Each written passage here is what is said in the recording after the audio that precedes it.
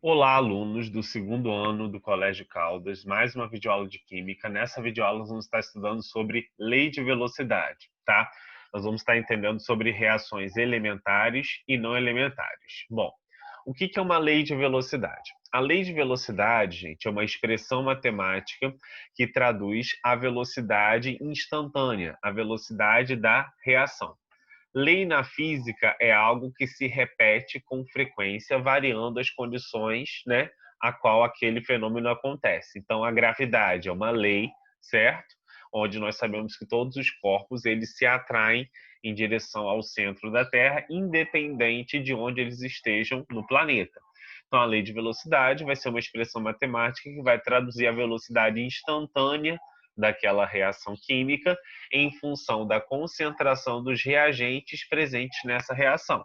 Então, se eu tenho uma reação genérica, Azão mais Bzão, dando origem a Czão, quer dizer que, independente do momento em que ela aconteça, nós vamos conseguir expressar a velocidade desta reação.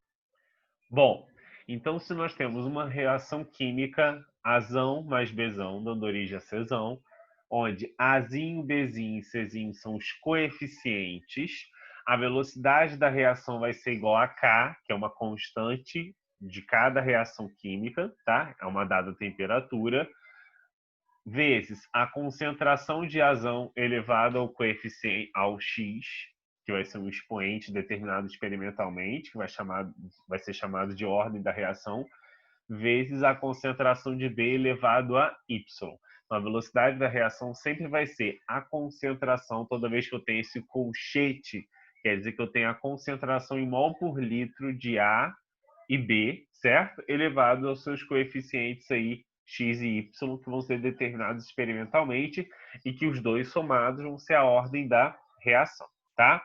Eu posso ter reações que ocorrem em uma única etapa, chamada de reações elementares.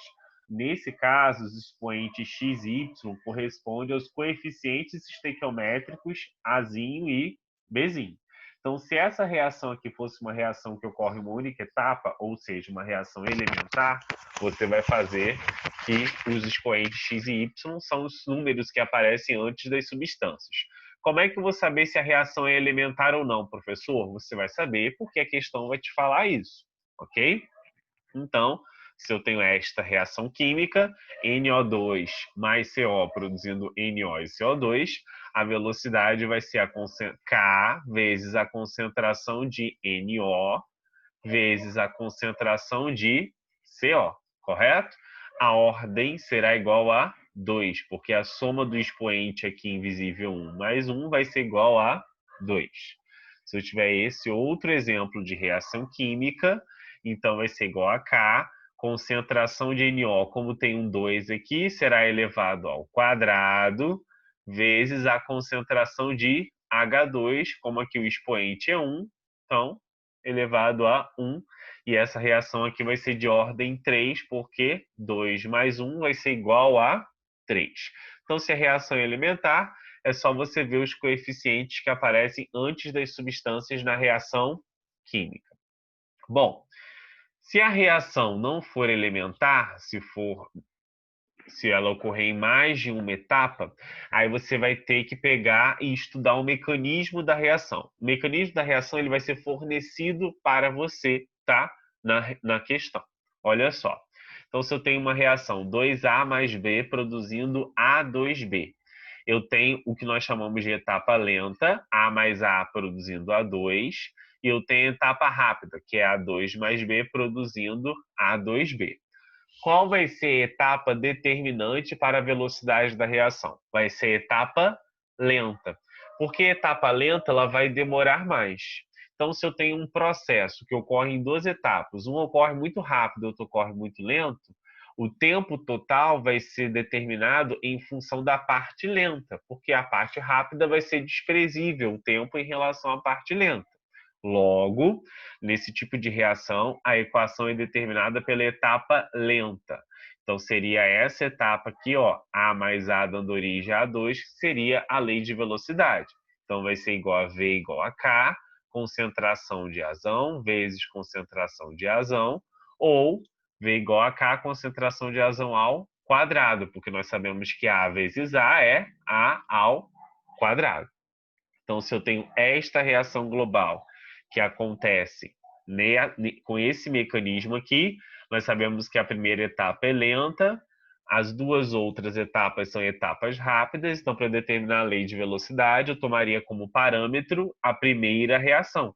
Então, quer dizer que V vai ser igual a K, concentração de HBr, vezes concentração de O2. Ambos com coeficiente 1, porque aqui antes deles tem o número 1. Bom, eu posso ter uma reação não elementar, ou seja, que ocorre mais de uma etapa através da indicação de etapa lenta e etapa rápida após a reação química, ou eu também posso ter essa mesma etapa lenta e etapa rápida através de um gráfico. Olha só, eu tenho NO2 mais CO produzindo NO mais CO2. Aqui eu tenho duas etapas dessa reação. 2NO2 produzindo NO3 mais NO, e o NO3 formado na primeira etapa, mais o CO produzindo NO2 e CO2. Então, perceba que se você for somar a primeira e a segunda, você vai encontrar a equação global. A etapa lenta vai ser a etapa que tem a maior energia de ativação. No caso, seria a primeira etapa. E nós vimos que essa etapa é a etapa determinante da velocidade da reação. Então, quer dizer que para essa reação química, a lei de velocidade seria V igual a K, concentração de NO2 ao quadrado, visto que na lei de velocidade eu vou ter essa constante K, que você vai sempre deixar indicada, porque ela é intrínseca de cada reação química, ela é particular de cada reação química, e esse NO2 aqui vai estar ao quadrado, porque é o coeficiente que aparece antes do NO2. Você vai desprezar a reação da segunda etapa, isso para calcular a lei de velocidade da reação. Correto? Sim, galera? Bom, eu posso também ter um último caso, que é um exemplo com experimentos. Como que vai ser um exemplo com experimentos? Então, imagina comigo aí. Para eu determinar os coeficientes que aparecem na lei de velocidade no exemplo com experimentos, eu vou ter que manter a concentração constante de um reagente e vou ter que variar a concentração de outro reagente. Então, eu tenho 3 experiências aqui. Ó. Da primeira para a segunda experiência, eu mantive a concentração de H2 constante e só variei a concentração de I2. Quer dizer que toda a variação na velocidade da reação vai ser em função de I2. Aqui eu dobrei a concentração de I2, saiu de 0,1 para 0,2 da primeira para a segunda experiência. E a concentração de H2 permaneceu constante. Se eu dobrei a concentração de um reagente, a velocidade dobrou, quer dizer que o coeficiente vai ser igual a 1. Vai ser diretamente proporcional. Agora vamos ver da segunda para a terceira experiência. Da segunda para a terceira, eu dobrei a concentração de H2, mas mantive a concentração de I2 constante. Então, quer dizer que todo o efeito na velocidade vai ser em função da variação da concentração de H2. Então, se eu dobrei e também dobrou, de maneira semelhante ao exemplo anterior, o coeficiente também vai ser 1. Então, a lei de velocidade vai ser igual a K, concentração de H2, concentração de I2. Então, lembre-se, se eu dobrar a concentração numa tabela de um reagente e a velocidade também dobrar, o coeficiente é 1. Se eu dobrar a concentração de um reagente e a velocidade quadruplicar, quer dizer que o experiente vai ser 2. Se eu dobrar a concentração e a velocidade aumentar em 9 vezes, quer dizer que o coeficiente vai ser 3. E assim por diante. Vamos ver um outro exemplo para ficar bem claro essa questão aí, se não for igualzinho. O segundo exemplo e último é o seguinte. No laboratório foram feitas diversas experiências, escreva a lei de velocidade. Então, aquele velho esquema.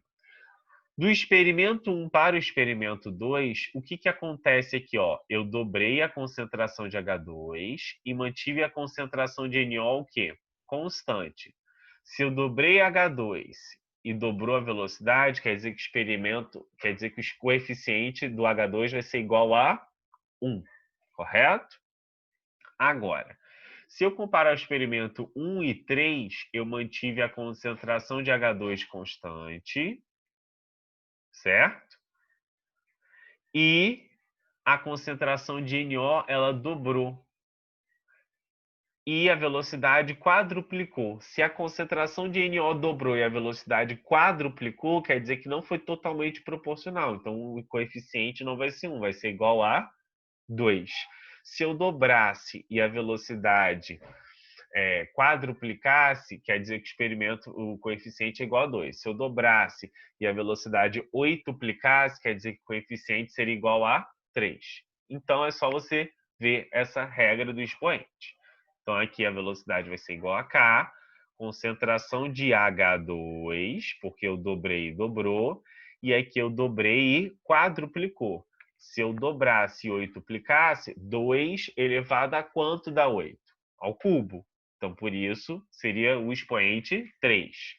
Se eu triplicasse e aumentasse 9 vezes, 3 elevado ao quadrado dá 9, então seria 2 também, certo?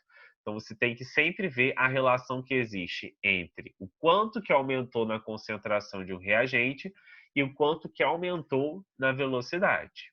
Correto? Sim, galera?